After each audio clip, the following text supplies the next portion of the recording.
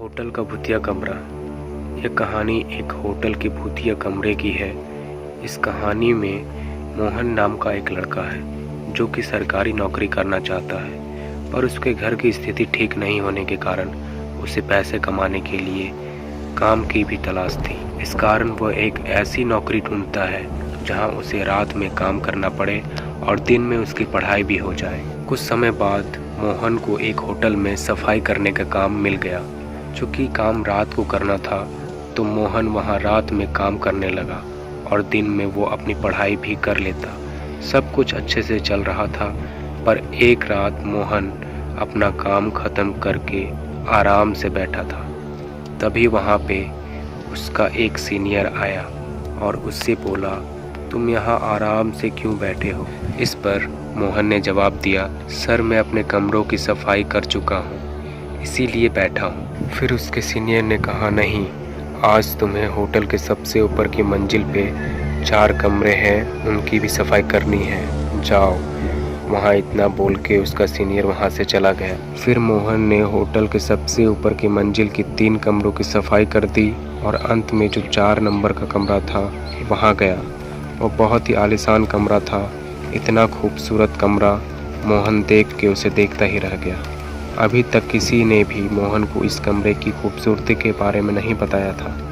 मोहन ने थोड़ा ध्यान दिया तो उसने पाया कि यह कमरा तो पहले से ही साफ़ है, मगर फिर भी उसे वहाँ सफाई तो करनी ही थी। इसीलिए वो वहाँ की चीज़ों को बड़े आराम से साफ़ करके उसके स्थान पर रखता जा रहा था। कुछ देर बाद मोहन को ऐसा लगा उसके पीछे कोई खड़ा है। मोहन ने पीछे मुड़ के देखा तो वहाँ कोई नहीं था। मोहन ने सोचा ऐसा वो कई रातों से काम कर रहा है और दिन में सो नहीं पाता है, इसीलिए हो रहा है, और वो वापस अपने काम में लग गया। तभी अचानक उसे ऐसा लगा कि कोई उसके सामने से दौड़ के भागा है।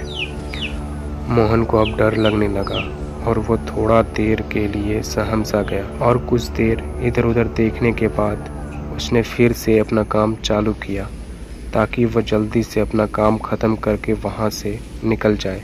और जब वो वापस काम करने में लगा तभी मानो जैसे उसके कंधे पे किसी ने हाथ रख दिया हो।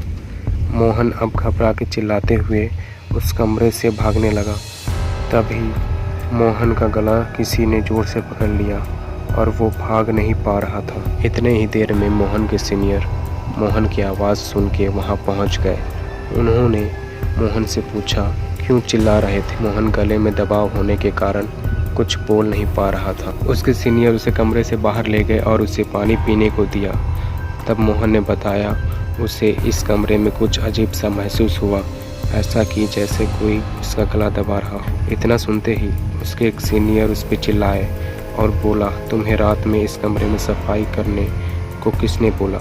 इस कमरे में कोई भी अकेले सफाई नहीं करता और इस कमरे की सफाई भी दिन के समय की जाती है। तब मोहन ने कहा, मैं अपना काम ख़त्म करके बैठा था, तभी एक सर आए, उन्होंने मुझे इस कमरे की सफाई करने को बोला, इसीलिए मैं इस कमरे में आया। इतना सुनते ही जितने भी लोग उस होटल में काम करते थे सभी को मोहन के सामने लाया गया ताकि मोहन उसे पहचान सके कि किसने उससे ऊपर वाले कमरे में काम करने भेजा। फिर वहाँ जितने भी लोग थे मोहन ने सबको देखा, पर उनमें से कोई नहीं था। तब उन लोगों ने वहाँ जितने स्टाफ काम करते थे उन सारे स्टाफ की इमेज मोहन को दिखाई।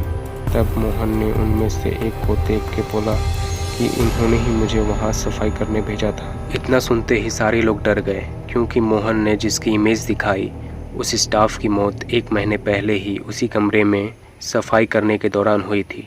फिर मोहन के सीनियर ने उस कमरे के बारे में मोहन को बताया कि वह कमरा इस होटल का भूतिया कमरा है। करीब 1 साल पहले वहाँ पे पति पत्नी रुके थे और रात में पति ने अपने पत्नी की हत्या कर दी। उसके बाद से ही उस कमरे में जो भी काम करने के लिए जाता उसे कुछ अजीब सा डरावना महसूस होता। ऐसे कई बार होने के बाद उस कमरे में रात के समय कोई नहीं जाता। और पिछले महीने जिस स्टाफ की मृत्यु उस होटल के भूतिया कमरे में हुई वो भी वहाँ रात के समय पता नहीं क्यों बिना किसी को बताए अकेले ही काम करने चला गया था। ये सब सुन के मोहन फिर दोबारा कभी भी उस कमरे में अकेले काम करने को नहीं गया। यह कहानी आप लोगों को कैसी लगी हमें कमेंट करके ज़रूर बताएं। ऐसी और भी कहानियाँ सुनने के लिए हमारे चैनल स्टोरी हंगर को सब्सक्राइब करें। Thank you.